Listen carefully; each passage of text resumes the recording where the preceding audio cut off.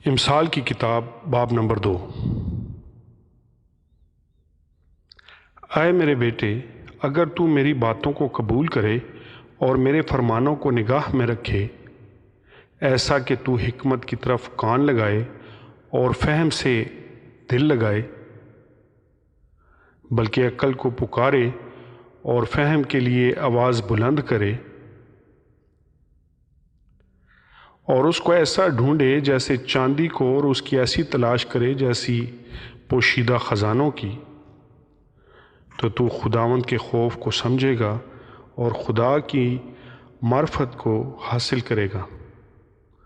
کیونکہ خداوند حکمت بخشتا ہے، علم و فہم اس کے منہ سے نکلتے ہیں۔ وہ راست بازوں کے لیے مدد تیار رکھتا ہے اور راست رو کے لیے سپر ہے، تاکہ وہ عدل کی راہوں کی نگہبانی کرے اور اپنے مقدسوں کی راہ کو محفوظ رکھے۔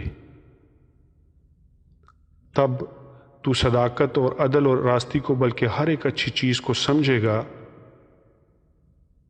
کیونکہ حکمت تیرے دل میں داخل ہوگی اور علم تیری جان کو مرغوب کرے گی۔ تمیز تیری نگہبان ہوگی، فہم تیری حفاظت کرے گی، تاکہ تجھے شریر کی راہ سے اور کج گو سے بچائیں۔ جو راست بازی کی راہ کو ترک کرتے ہیں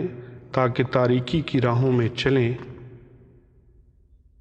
جو بدکاری سے خوش ہوتے ہیں اور شرارت کی کجروی میں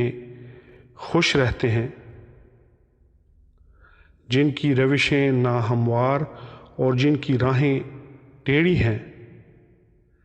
تاکہ تجھے بیگانہ عورت سے بچائیں، یعنی چکنی چپڑی باتیں کرنے والی پرانی عورت سے،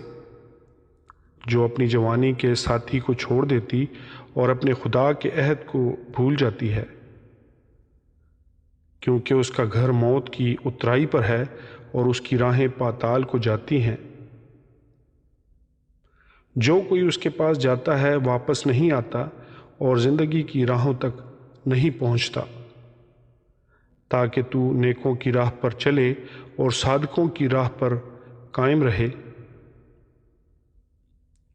کیونکہ راست باز ملک میں بسیں گے اور کامل اس میں آباد رہیں گے، لیکن شریر زمین پر سے کاٹ ڈالے جائیں گے اور دغا باز اس سے اکھاڑ پھینکے جائیں گے۔